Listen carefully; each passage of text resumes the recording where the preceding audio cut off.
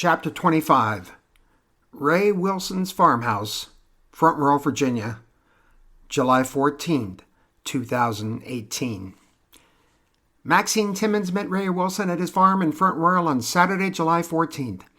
Ray had insisted they started early, so Maxine had dragged her ass out of her comfortable bed in Alexandria at 4:30 a.m., showered, threw on some jeans, an American Airlines t-shirt, and her favorite Washington Redskins baseball cap, and headed the 2 hours out to the country, arriving a few minutes before 7 a.m. Ray greeted her at the door with a fist bump and a huge mug of hot coffee, light cream, pink stuff, just the way she liked it. My man! Then led her into the kitchen. On the round, rustic table were a pile of fresh cinnamon sugar donuts, a plate with 2 egg sausage cheese sandwiches, donuts and sandwiches courtesy of the Apple House in Linden, and 1 red rose in a vase. Ray, what the hell is all this for? First of all, Max, good morning. Second, you did and are doing an amazing job, so I wanted to show you my appreciation. Third, I remember being kind of shitty to you a few? Okay, smile. More than a few. This is my way of apologizing. Apology for the hundreds and thousands of tense moments. She raised her mug. Here's to getting through Wednesday the 7th. Clink. Let's eat. It was a long breakfast, basically a rehash of Ray's month of travel and the assaulted that agreed to join them. Ray had prepared a list of their team. 28 people, 18 men including Ray, and 10 women including Maxine. They spoke in generalities about them all. No heavy lifting is the way Ray put it. They both agreed that for this first planning session, they'd look at the plan from a spot Maxine was awfully familiar with, the 30,000-foot view. No placing people into slots. That would come later. Now was the time to review all the pieces necessary to make the plan work and work efficiently, so everyone had at least had a chance of escaping. What did they need? Here was Ray's initial list. Bus, expand farm, second building, workout range beds, autos, NRA specific layout, transportation, food, fun. Ray? Max? Smile. Ray, you're missing something. Feigned shock. Why, Maxine Timmons, whatever are you saying? Chuckle.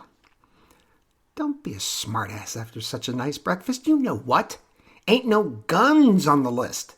No AK-47s, AR-15s, no handguns. And I was thinking, wouldn't it be great if we could get silencers? Ray stood up. Follow me, Max. Down the hall to what used to be Marian's workroom. He opened the door. Piled literally everywhere were firearms, including silencers, thousands and thousands of rounds of ammunition inside dozens of 30-plus round magazines, 25 AR-15s with adapters. They're lighter, Max, better accuracy. 20 AK-47s with adapters, cheaper, more dependable, more powerful. 25 Delta suppressors for each AR-15 and 20 Dead Air Wolverine suppressors for the AK-47s. Per Stacy McClure's recommendation, and her help was visible everywhere in this room, there were 40 Beretta APX semi-automatic pistols, threaded barrels with silencers, and 80 21-round magazines. Maxine stood at the door, mouth slightly open, staring at the incredible firepower quietly sitting in the room. Finally, almost in a whisper, how the hell? Max, I have almost a whole drawer filled with illegal invoices, receipts, emails, copied voice messages, even the visits to gun shows I videotaped. You would not believe how easy it was to purchase all this. Never used my own name, social security number, address, phone number. Paid for everything in cash. Never had to fill out a form except online. Never had to go out of my way to explain anything to anybody. I used several fake IDs. thanks to Ronteras, who knew some folks, not only to purchase the weapons, but have them sent to both UPS customer centers and FedEx ground service centers, depending on who the gun seller used. If it was a cash and carry situation, depending on how much time I had between flights, I'd have the seller package up the items as best they could. I'd take them to the UPS or FedEx, have them ship it to my center locations in Virginia, California, Texas, Florida, a few purchases in Arizona, Connecticut, and the Commonwealth of Virginia all contributed to the stockpile of weapons and ammunition laying on the floor, piled in chairs, leaning against walls.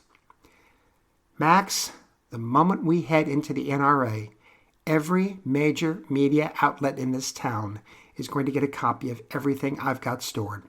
There is going to be a whole hell of a lot of dealers headed to jail because of me. Wow, it's okay. I understand. Just know it was easy for me, one guy, to buy all this shit. I wondered how that whack job in Vegas did it. Hell, it was easy. Let me show you something else. Ray had a 10-acre plot. On it was his farmhouse and his huge oak tree that Marion rested under. As they stepped out of the back of the farmhouse, Maxine could see there was a path dug through the forest just behind. Follow me. Maxine followed Ray down a short path into a clearing and came across a structure that looked almost identical to the farmhouse, about 3/4 completed. What I submitted to Front Royal in Warren County a few months ago are the same plans I submitted years ago for my house. They think I'm building a replica for a guest house. Let me show you. They walked closer, Ray pointing out a huge area of the back where 2 bedrooms and a bathroom were in the farmhouse. This will end up being a 5-person firing range for Ron and Stacy, completely to code and soundproofed. The front of the place will have a large workout area so Joe Fratelli can whip us into shape. Then we're putting bedrooms and bathrooms upstairs so we'll have enough space for everyone. Did you see the other equipment on the side of the barn? I did. You'll be expanding your place? Yep. 2 more bedrooms, another bathroom. Once we move the firepower into the other building, I'll turn that room into a small bedroom as well. When I'm done, we'd have room for about 35 in case we bring in stragglers between now and then. Speaking of that, Ray, I have heard from some of... Dear God, Max, how much are they spewing out? Ray, calm your old white ass down. Ray was taking a sip of coffee, spit it out, and laughed. Damn, Max. Sure know how to hurt a guy. Well, shit, Ray. We've been doing this for a while now, so trust me, goddammit. As I would say to another strong-willed lady I know. Yes, dear. Better. Much. Anyway, within certain, don't know what to call them, shooting communities, event committees, massacre communities. Anyway, some of those communities are much stronger than others, and I've heard from some of our team that they know of people who might be interested. I told them, Ray, before you say it, that they must be damaged goods. No families, people they care for, all that shit. Now, we may get a few more. Again, before you piss me off, understand they're my responsibility. I'm approving them. No need for you to travel all over for a bunch of maybe, possibly, perhaps kind of folks. Can I ask who's made inquiries? Not to piss you off, dear. Just as a possible heads up, I've chatted with Les and Donnie about more Pulse people, Stacy about more Fort Hood people, Darlene Richardson about more Hartford distributor people, Emily Curtis about more Parkland people, and Peter Linskett about more Sandy Hook people. Peter? I just talked to the son of a bitch yesterday. Ray, he's been trying to figure out what to do for months. That's why he took the NRA building job. You'd have to expect he'd have been in contact with somebody from Newtown after all he did for their kids. Yeah, yes, you're right. Les and Donnie don't surprise me, neither does Stacy. When I met Emily, I got a loner vibe from her. Think she's made some friends from Parkland on the site. Boom Boom surprises me too. People she worked with? Yeah, you know my relationship with Darlene. I trust her above almost anyone. No, I got you. I feel the same way about Les, Donnie, and Stacy. Let's head back inside. Firearms bought illegally? Check. Place where everyone can stay and trade together? Very soon? Check. Bus? Nope. Autos for an escape? Nope. While Maxine stayed in contact with the assaulted, answering questions, providing updates, Ray was going to check those next two items off his list. He contacted several people on Craigslist, Facebook, plus other online markets, including some of the leading used bus dealers in the country: Masters Transportation, National Bus Sales, and Aurora Bus. Masters didn't really have what he was looking for. National Bus Sales had something close to what he was looking for in the form of a big white smoked window 32-seat 213 Temsa TS30 with 103,000 miles, overhead storage racks, underbody storage, air conditioning, and, because everybody gets nervous before a big event, a lavatory. Aurora Bus also had something close: a huge white and blue smoked window 54-seat, better maneuverability, 2008 Setra S417 Evo bus with 362,000 plus miles, overhead storage racks, underbody storage, air conditioning, and a lavatory. Ray got as much info as he could, then made one phone call. Hello? Hi, Ron, it's Ray. Hey, Ray. Bus time? You'll be driving it, so I wanted to throw my final two by you. Go. 2008 Setra. Stop. Setras are great. Don't need to hear anything else. It's got a lot of Ray. The Setra. Okay. Thanks, Ron.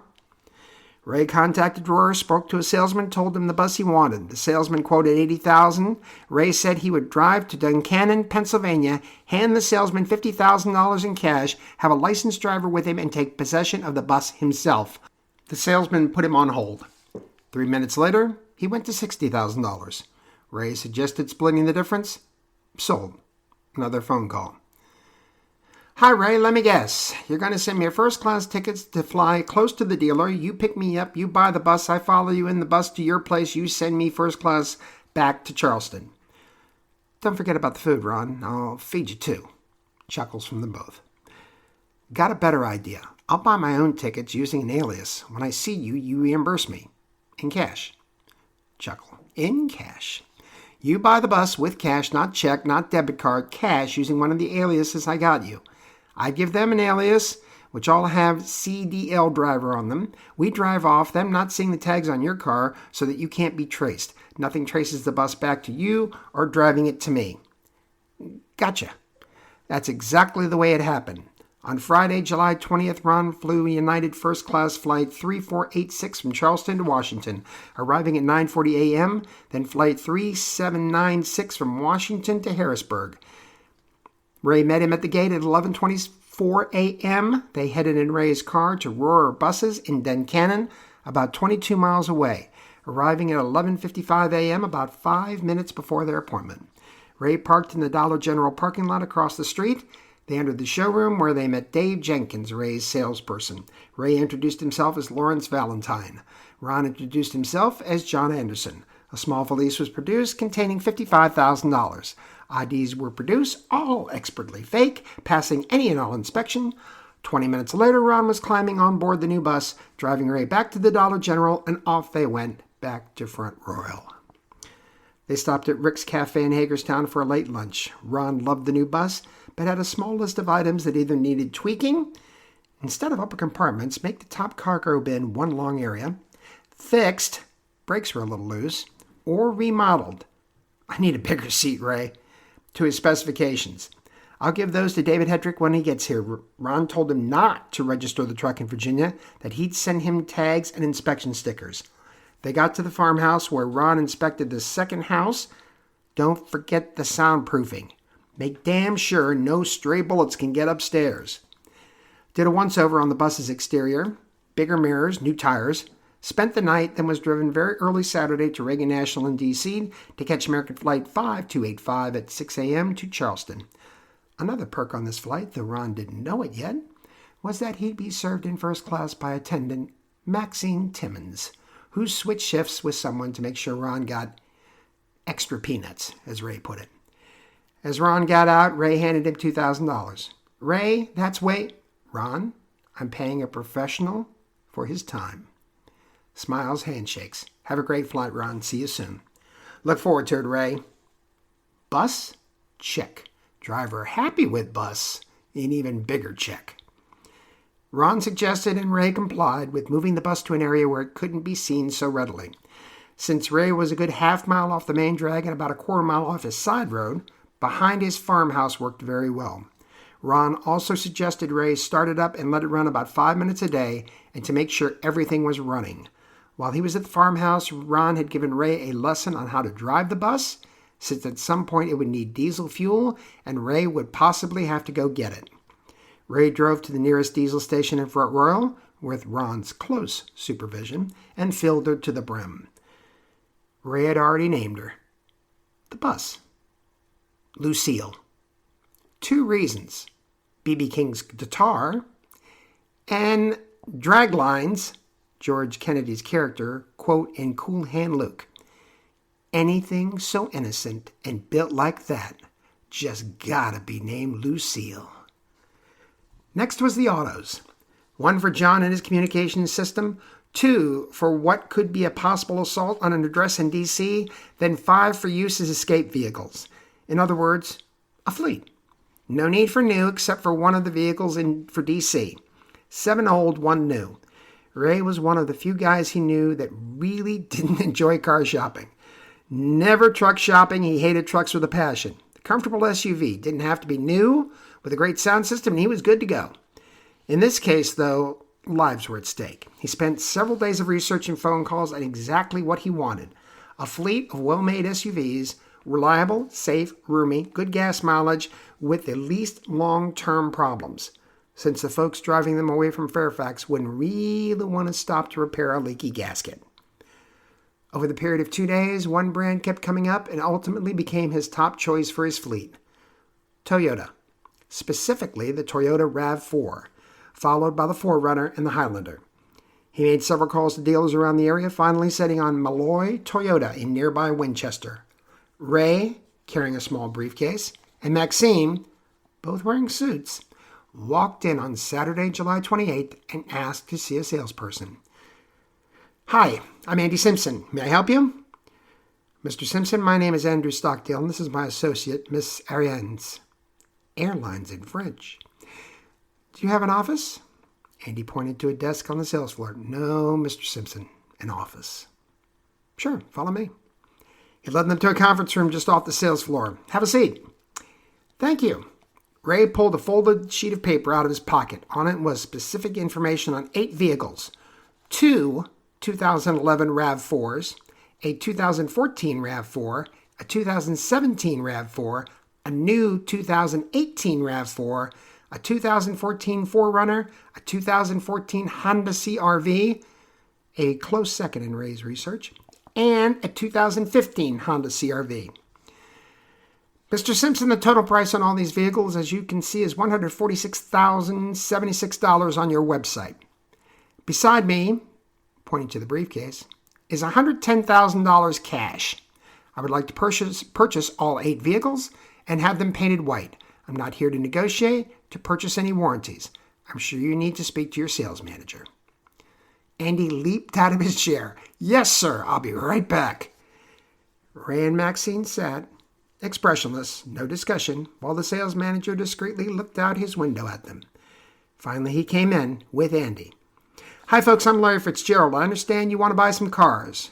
Ray looked at him, put the briefcase on the table, and opened the latches. $110,000 in brand new currency. 8 vehicles, Mr. Fitzgerald, repainted white. Ray sat, looking at the decision maker. If Fitzgerald took one look at the cash, he knew he had him. Fitzgerald looked. Do you have some ID? Ray handed him not only a driver's license, but also a passport, with the complete confidence, for the second time, that casual or intense scrutiny, including checking on social security numbers, international flights or trips, and anything else someone wanted to check, would end up green-lighted.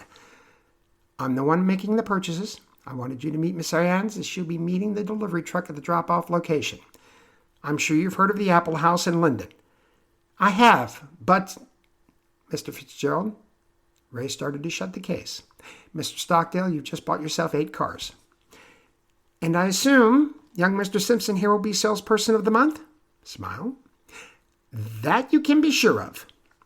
Paperwork completed, delivery date arranged, Monday, August 6th, which had already been cleared through his friends at the Apple House, where he introduced Maxine that morning as the person that would meet the truck and guide it to a far corner of the lot.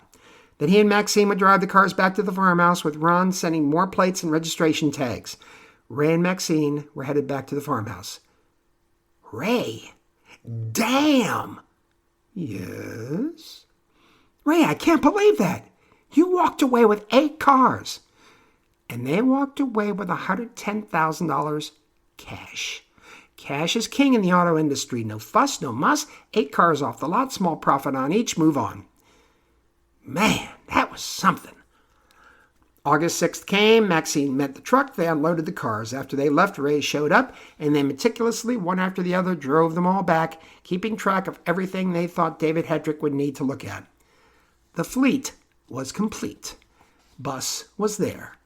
Now for the building's layout. On Saturday, August 11th, Ray had Maxine, Cindy, and Larry and Peter over for a barbecue. This was the first time Peter had met Cindy and Larry.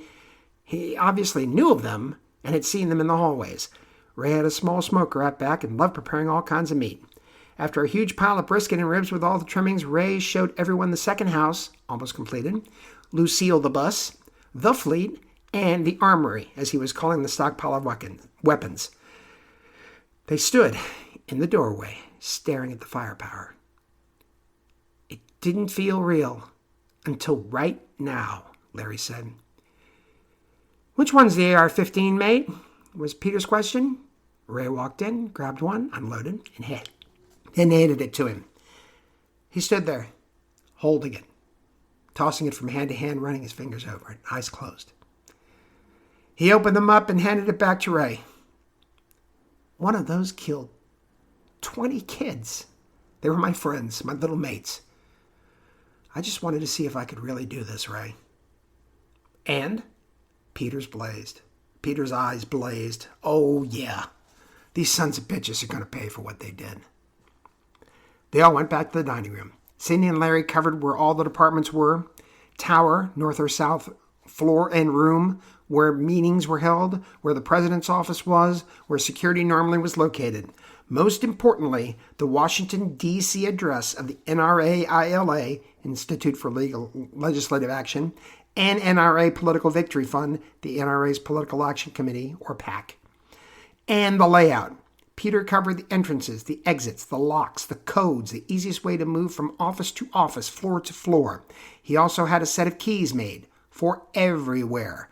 Every NRA-related door, including their firearms museum. More than enough information to run the plan through it, see what could remain and what needed to be changed or modified, and to go through a tour or two of the building.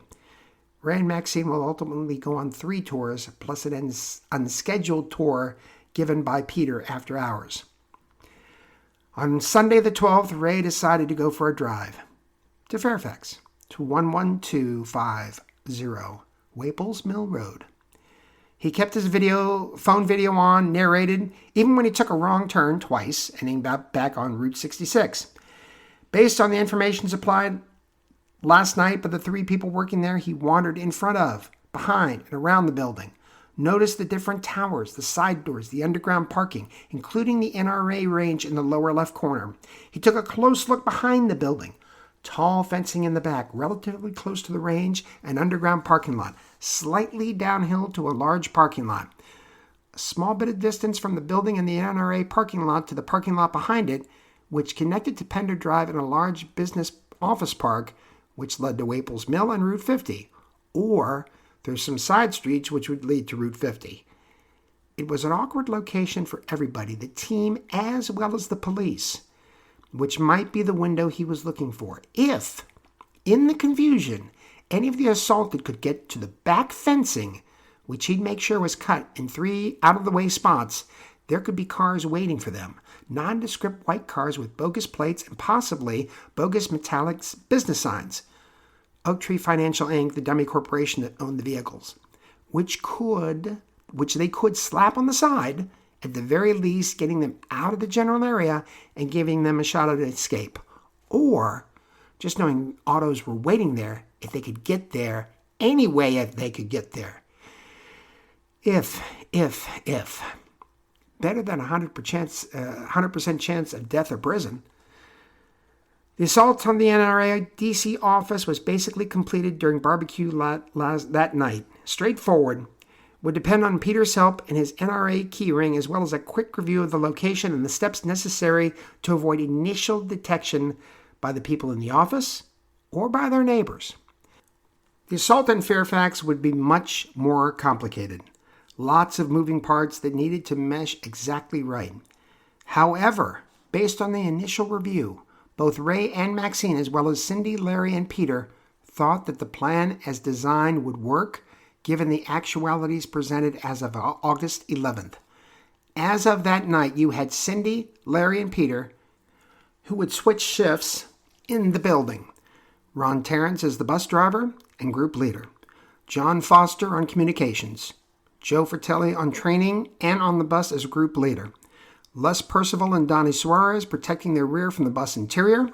Jerry Peters, Stacy McClure, and Remy Ramirez working the plan squared, as Ray called it, essentially disabling the NRA president. David Allen Hetrick was there to make sure all vehicles and everything else stayed in good working order. Now it was Ray's job to look at all the others and put them in positions where they'd have the best chance of succeeding with the least chance of failure. Easier said than done, he thought, driving back to Front Royal. With almost everything in place and the second house being only a couple of weeks from completion, it was time for who goes where, with who, and will those combinations work. Like with his original plan, Ray sat down with a big pot of coffee and a huge bowl of popcorn, his favorite snack, several legal pads, and a list of assaulted members. On the very first page of his legal pad, Ray wrote, "Positions in place." After covering those, on page 2, split down the middle, leaders, then followers. Under leaders, the following names: Ron Terrence, Darlene Richardson, Leah Copeland, Joe Fratelli. Then Chuy Hernandez, ? Huang Doc Lam, ? Questions because they had been leaders.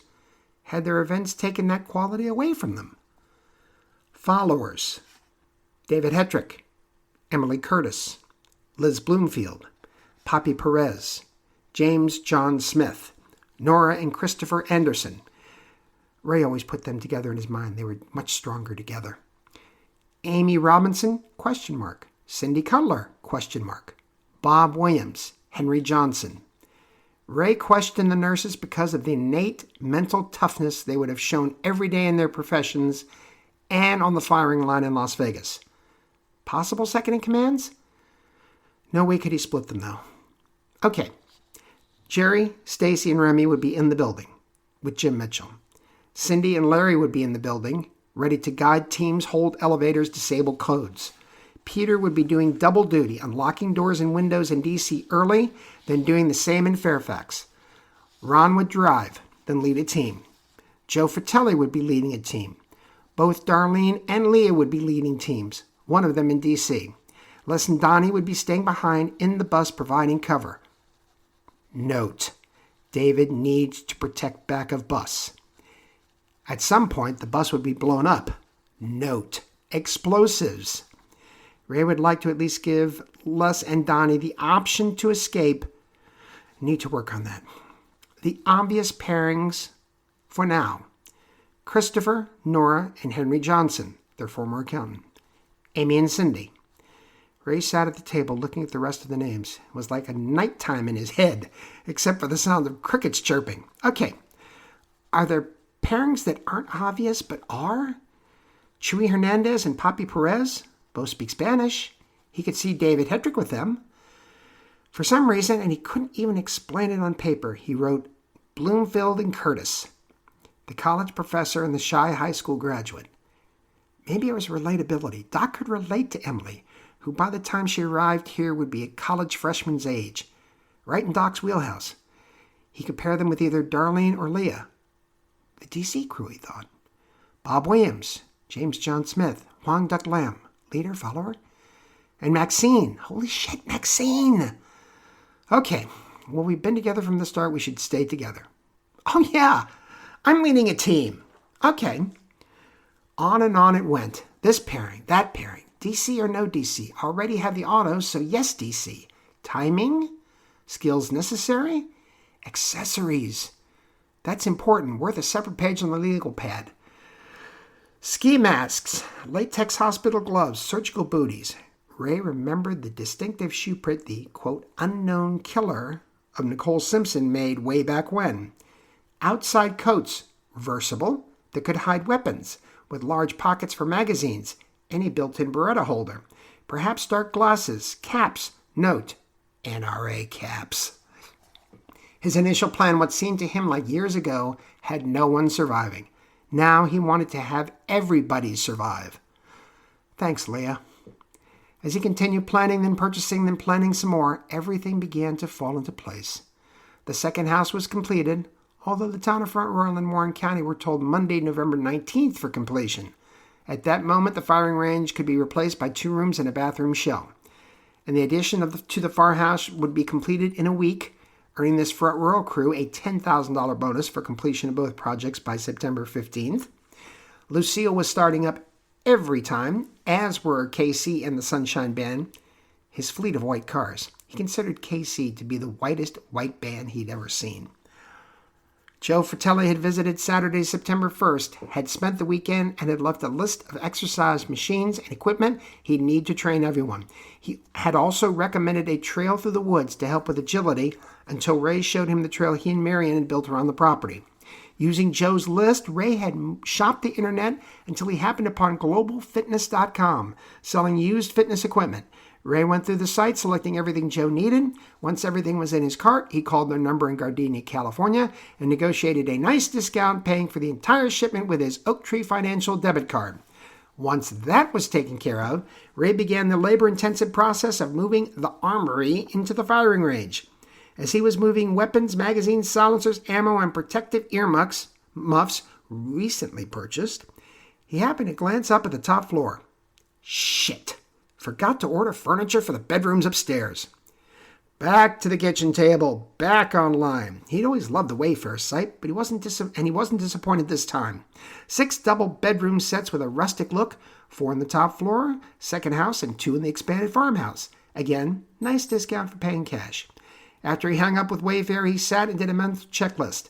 Second house needed sheets and pillows for the beds, towels and bathroom stuff for the bath up there and downstairs. Protective goggles for the shooting range. Exercise equipment was about 2 weeks away. Wayfair said it'd be 2 weeks for the bedroom sets. Make sure there were water bottles and towels available in the exercise room. His water at the farm was excellent. The farmhouse was set, except for the new bedroom sets and stuff for the new bathroom. He'd need food, but that would be later. He had the grand piano in the living room, party room tuned. He also purchased a relatively small PA recording system.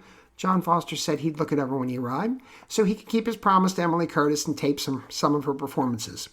Might be a good idea to get a karaoke machine as well for entertainment. Okay. David Hedrick was going to arrive a little before the others so he could check Lucille and the Sunshine Band, make sure they were in top form, then help in preparing for the remainder of the team. On Saturday, September 22nd, David Allen Hedrick boarded Flight 6052 in San Antonio at 12:10 p.m., changed to Flight 1844 in Houston, and landed in Dulles Airport at 6:43 p.m. There to greet him at the terminal was Ray.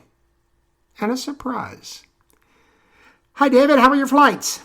Hello, Ray. They were fine. Not much of a flying fan. Glad to be on the ground.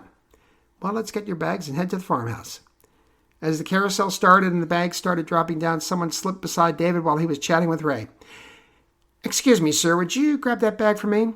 Sure. Which one? He turned to see who requested the favor. Maxine! Great big bear hug. Ray. Now, David, did you really believe I'd pick you up without your biggest fan with me? David, with his arm tightly around Maxine. Honestly, I was a little disappointed. Big smile. Not anymore. After barbecue and a good night's sleep, Ray and David were up early, chatting at the kitchen table, going over the things that needed to be done with Lucille and the fleet, when David asked what he thought was an easy question. So, Ray, where are your tools? My what? Your tools. You know, what I'm going to use to keep everything humming and purring. Ray looked at him with a totally blank expression. Oh, shit. Luckily, Ramsey True Value Hardware was about 10 minutes away on Rural Avenue in downtown Front Royal. Since Ray didn't know doodly poo about tools, he handed David $500 and told him to buy what he needed. David was back to the car in 5 minutes. Sorry, need more money. Another $500. He comes out to the car with a shopping cart full of stuff and 43 cents change. They don't have everything I need. They headed a few miles up the road over Route 66 to Riverton Commons Drive and the Lowe's Home Improvement Store. I can get the rest, Ray. Nope, cash only. Don't want your name anywhere on any receipt. Another $500. Ray goes back in, comes back. I think I need $200 more. $300 was given just in case. David, and another full shopping cart out to the car with $6.18 change. The trunk and back seat felt like they were sagging as they headed back to the farmhouse. The $1,800 or so investment was well worth it. David had every vehicle from the 2011 RAV4s to the 2018 Cousin, as well as Lucille, even though David had never worked on this large a bus before, ready to rock and roll, a testament to his ability to not only fix anything, but to improve it as well. He also got Lucille ready according to all Ron's specs, starting with the removal of the separators in the upper luggage racks and adding steel and Kevlar protection to the rear portion for Les and Donnie, along with a larger seat for Ron. He also helped move the arriving furniture into the new bedrooms, worked with Ray and the delivery guys in the correct location of the exercise machines and equipment. Joe liked working big muscles first, then smaller ones, chest, back, full legs, then smaller. And was an excellent sounding board as Ray and Maxine tinkered with the plan in the individual teams. As of September 22nd, David's arrival, Maxine was on vacation from American. She'd accrued enough time off that she wouldn't have to be back until November 17th.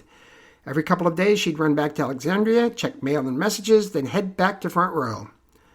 Because he liked to tinker in the morning, David had taken Marion's old workroom downstairs close to the back door where the armory had been kept to be near the fleet.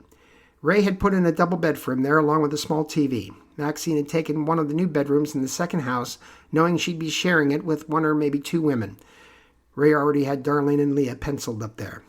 When he'd met with Cindy, Larry, and Peter, it was agreed that they'd try to get to the farmhouse as often as possible, the couple in the evenings, Peter in the mornings, and always on the weekends. All three stated that if it were necessary, they had time off they could use to get out there. The rest of the assaulted began arriving on Sunday, September 30th. Jerry Peters arrived at the farmhouse about 4 p.m. driving up from Norfolk.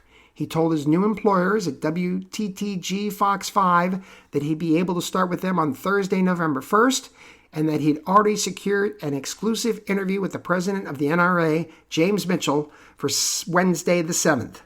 Also arriving Sunday was Joe Fratelli, driving from Annapolis, where he'd closed on the sale of the condo, had officially signed out Fratelli's to his manager and staff, and was still very hungover from the raucous goodbye party his staff and friends had thrown for him at the Middleton Tavern. Monday, October 1st, was a busy day for Ray and Maxine at Dulles International Airport. Ron Terrence arrived on United Flight 3809 at 4:23 p.m. United Flight 3413 arrived at 4:36 p.m. from Minneapolis, carrying Christopher and Nora Anderson and Henry Johnson. Followed quickly by United Flight 382 at 4:50 p.m. from O'Hare, Chicago, which contained 3 passengers from United Flight 3938 from Milwaukee, Amy Robinson, Cindy Cutler, and Bob Williams. A beautiful moment occurred at the airport when Christopher and Nora recognized Amy and Cindy as the 2 volunteers with EMTs near their sons. Their group hug lasted more than 2 minutes. Ray and Maxine had driven both their cars to the airport. What Ron was carrying would keep them from doing that again. 8 clean plates, registration and insurance cards, plus inspection stickers, pure as the driven snow in Ron's words.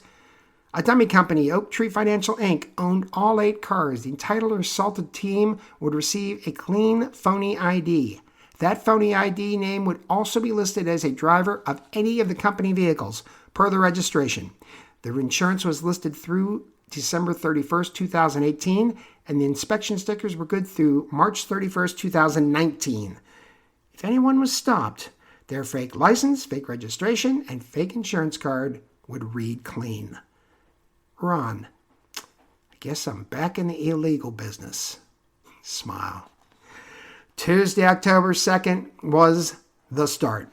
Joe Fratelli began light physical training. Ron Terrence began handgun weapons training. Ray and Maxine, driving Oak Tree Financial Autos, picked up Chuy Hernandez at 3:14 from United Flight 2087 from Denver, after transferred from United Flight 5234 out of Tucson. Leah Copeland at 3:33 p.m. from United Flight 3421 out of Nashville. John Foster and Remy Ramirez at 3:47 p.m. from United Flight 2221 out of Atlanta, having gone cross-country on United Flight 369 out of Los Angeles. And James John Smith at 4:26 p.m. from United Flight 1470 out of Boston. All were Lee Copeland fans. Lee's response? Wait till you see me in the morning. John Foster's electronics equipment was shipped separately to Ray's UPS Customer Center in Front Royal. Wednesday, October 3rd, brought the rest of the assaulted to Front Royal. The raucous Miami contingent arrived at 3:47 p.m. on Delta Flight 2221 from Atlanta. They'd left Miami on Delta Flight 1383, but not before meeting each other at the terminal, thanks to Les Donnie's and a new arrival's matching Remember Pulse t-shirts. Poppy Perez was first, sliding up to where they were sitting. Good morning, my friends.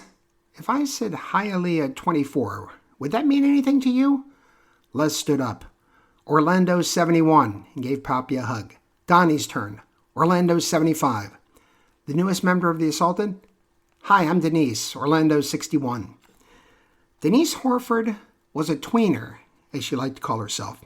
American father, Cuban mother, a combination of all things great and good, she'd say. She had lost her girlfriend and had been wounded in the leg at Pulse.